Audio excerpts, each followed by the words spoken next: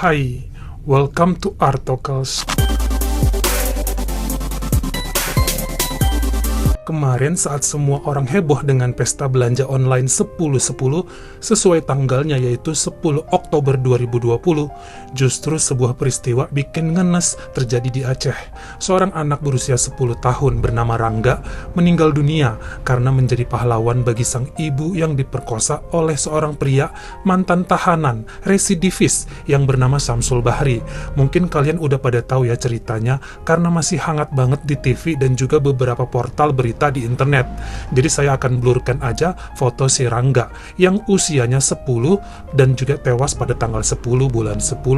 Waktu baca berita Rangga ini, saya langsung teringat satu kasus yang mirip banget, tapi kejadiannya itu ada di Rusia dan saya sempat mau bahas 2 bulan lalu, tapi karena kasusnya terlalu pendek, saya tunda dulu. Ini kasusnya mirip banget, anak laki-laki yang berusaha untuk menyelamatkan ibunya dari pemerkosa, yang status ibunya sama-sama adalah bercerai dengan ayah kandungnya, dan pelakunya adalah sama-sama mantan narapidana. Sama-sama bikin miris, sama-sama menyedihkan, namun ada perbedaan yang bikin kita lebih ngenes untuk kasus yang di Rusia. Kenapa begitu? Kita bahas pelan-pelan. Sebelum kita lanjut, dukung channel ini dengan mencet tombol subscribe dan juga dinyalain notifikasinya supaya lain kali kalau misalnya saya upload video terbaru tentang sesuatu yang seru, kamu jadi orang pertama yang tahu.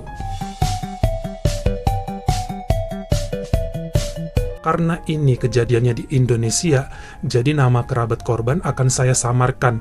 Kalau pelaku ya bodo amat ya. Jadi si Rangga ini baru aja ulang tahun ke-10 pada September lalu.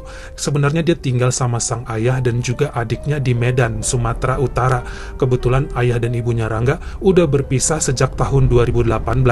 Nah, sang ibu, DN, sudah menikah lagi dengan seorang nelayan yang tinggal di Biren, Bayen, Aceh. Maaf ya kalau saya salah nyebut namanya. Rangga ini anak yang pintar, selalu dapat ranking 1 maupun 2 di kelasnya. Pelajaran agamanya juga cukup bagus. Dia selalu nurut sama ayahnya. Dia mengerti bahwa kedua orang tuanya sudah berpisah, jadi dia nggak manja, bahkan mengayomi adiknya. Walaupun menurut sang ayah, dia suka bilang bahwa kangen sama ibunya. Walaupun sering telepon-teleponan, tetap aja kangen pengen ketemu.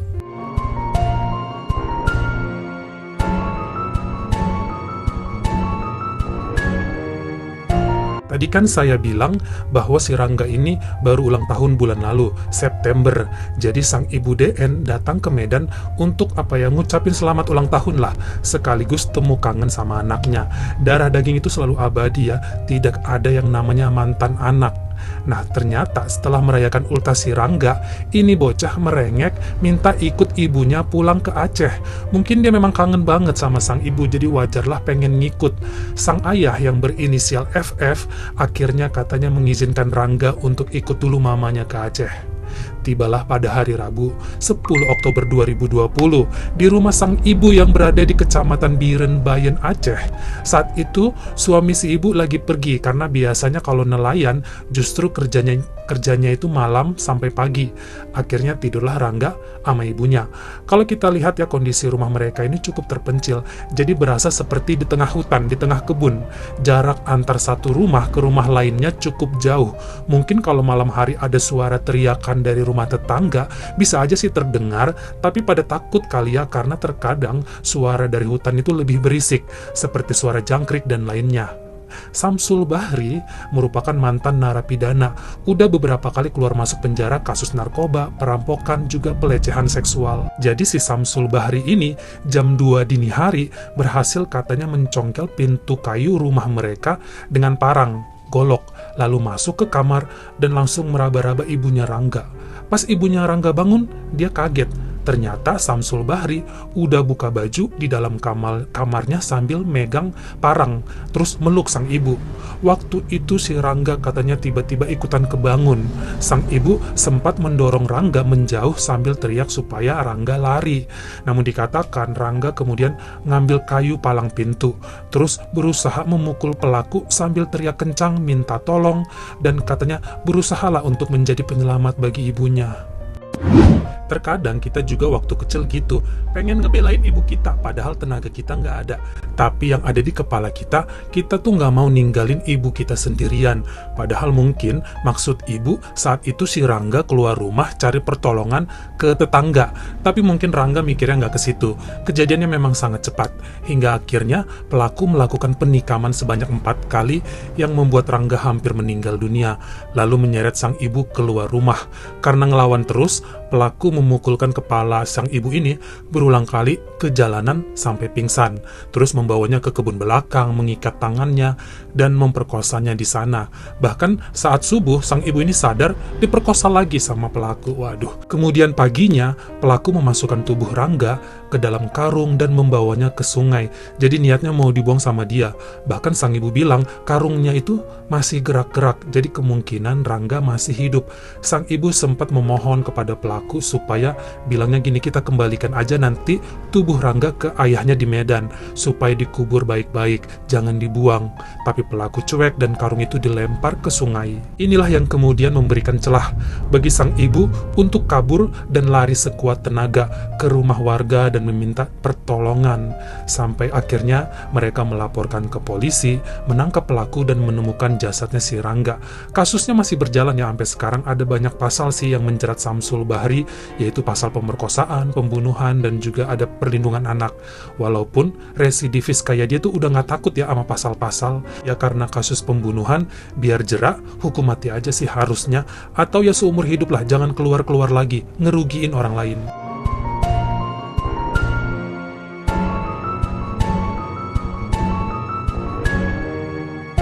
Dia adalah remaja laki-laki yang lahir pada tahun 2002. Namanya Vanya Krapivin dan tinggal bersama ibunya yang bernama Natalia Krapivina. Mereka berdua tinggal di rumah susun subsidi pemerintah di kota Severodvinsk, Rusia. Rumahnya itu kecil, cuma 4x4 meter, cukup sederhana. Ayahnya Vanya tidak bersama mereka karena kedua orang tuanya udah cukup lama lah berpisah. Sementara sang ibu mencari nafkah dengan membantu tetangga yang punya bisnis makanan, bisnis kuliner. Vanya ini bukan tipe anak yang suka gabung dengan teman-temannya. Gurunya mendefinisikan bahwa dia ini adalah anak yang suka menyendiri, tapi bukan berarti antisosial. Jadi dia pulang sekolah ya langsung pulang ke rumah, nggak mau diajakin main atau mampir kemana-mana sama temennya. Jadi hidupnya lurus. Bahkan sang ibu bilang dia lebih suka nongkrong di lantai atas rumah susun mereka, rooftop, sambil memandangi langit, dibandingkan harus lari-larian sama teman-teman seusianya di jalanan. Nah, dalam bangunan rumah susun mereka, kemudian dikatakan muncullah seorang penghuni baru di lantai paling bawah. Seorang pria yang bernama Roman Pronin, usianya 37 tahun. Dia tinggal sendirian di rumah susun yang bawah, dan kemudian diketahui dia adalah seorang residivis, mantan tahanan yang pernah dipenjara karena kasus pelecehan seksual pada anak. Namun dia udah dibebaskan selama 2 tahun terakhir. Sebagian tetangga was-was sama keberadaan dia. Sebagian lagi berpikir ya orang mungkin bisa aja berubah, mungkin dia udah tobat, karena buktinya setelah 2 tahun si Roman ini bebas, nggak pernah buat kasus lagi. Hingga pada 3 Mei 2017, saat itu Vanya berusia 15 tahun baru pulang sekolah sekitar jam 2 siang, masuk ke dalam rumah susunnya.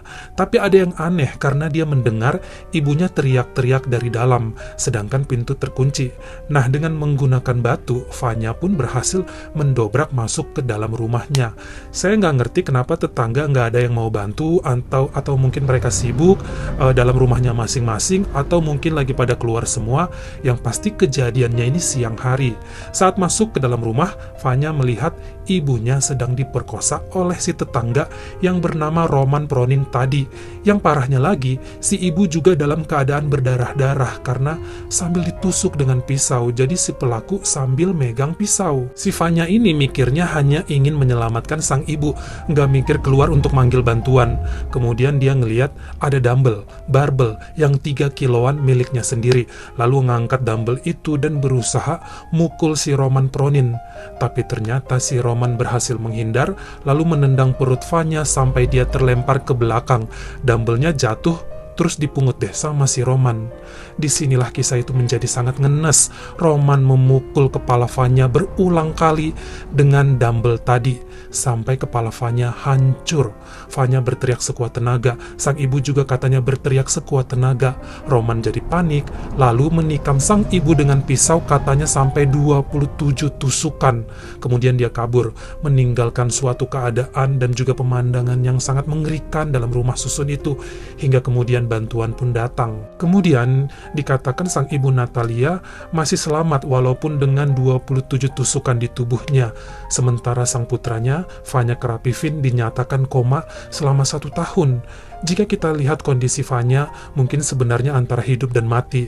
Tengkorak kepalanya sudah mengalami beberapa kali operasi perbaikan struktur. Bahkan 1 tahun dalam masa koma, sang ibu ini katanya jarang menemani Vanya karena nggak sanggup untuk melihatnya. Sang ibu muncul di acara TV sana-sini bersama presenter Andrei Malakov. Jadi katanya ini untuk mencari dana guna operasi Vanya yang berulang kali dan juga biaya perawatan yang nggak murah. Bahkan beberapa kali dokter di Rusia ini udah mau membawa Vanya ke Spanyol guna operasi lanjutan, namun gagal karena kondisinya sangat mengkhawatirkan. Tubuh Vanya itu sangat rapuh.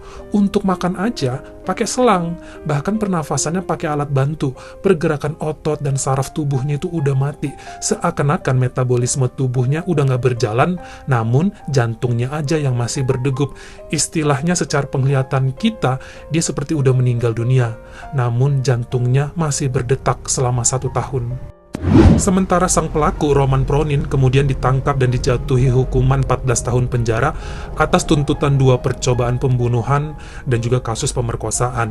Lalu sang ibu Natalia katanya mulai kena nyinyir sama netizen karena jarang nemenin Vanya di rumah sakit dan hanya pansos katanya muncul di semua berita di TV.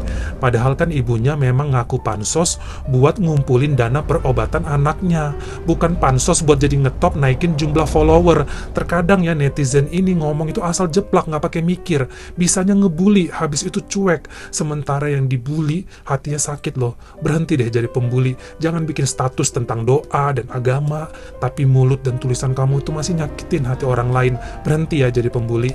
Sampai kemudian 1 tahun setelahnya, tepatnya Juni 2018, dikatakan Vanya mulai sadar dan mulai menunjukkan gejala membaik karena dia katanya sudah mulai bisa bernafas normal dan juga bisa mencerna makanan secara alami, serta bisa merespon orang lain. Ahli bedah terbaik di Rusia, Dr. Leonid Roshal, mengatakan pelat titanium yang ditempelkan pada tengkorak kepala Vanya mulai memberikan topangan. Jadi si Vanya ini sudah bisa menegakkan kepalanya sedikit. Dia pun mulai bisa duduk dan juga berbisik. Dan yang selalu dia cari adalah ibunya. Kayaknya dia mau memastikan ibunya selamat sejak kejadian itu. Namun tetap saja ya, manusia berencana dan bertindak, Tuhanlah Maha Penentu segalanya. Pada Oktober 2018, tubuh Vanya mulai diserang virus dan juga bakteri yang menipiskan sistem kekebalan tubuhnya. Dia mulai kena flu yang berkepanjangan.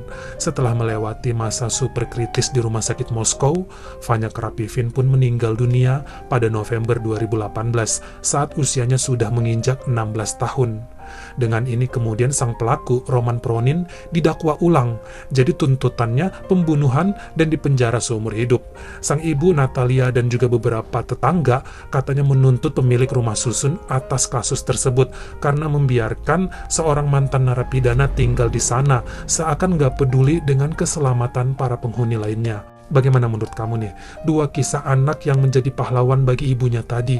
Apa menurut kamu mereka salah karena melawan penjahat kan pasti kalah? Harusnya teriak ke tetangga aja. Atau kamu mungkin mikirnya ya maklumin, pemikiran mereka hanya ingin menyelamatkan sang ibu tanpa tahu bahwa mereka sangat lemah dibandingkan para monster yang telah mengambil nyawa mereka. Kamu komen di bawah. Kalau kamu suka sama video ini, jangan lupa ya klik like dan juga tombol share-nya. Buat yang baru pertama kali mampir, atau udah sering mampir tapi belum berlangganan, jangan lupa diklik dulu tombol subscribe. Dan juga dinyalain notifikasinya supaya lain kali kalau misalnya saya upload video terbaru, kamu jadi orang pertama yang tahu. Follow juga Instagram saya jika berkenan di Artocles, S-nya 2. Dan jangan lupa untuk nontonin semua video saya yang lainnya. Tetap berbuat baik, terima kasih.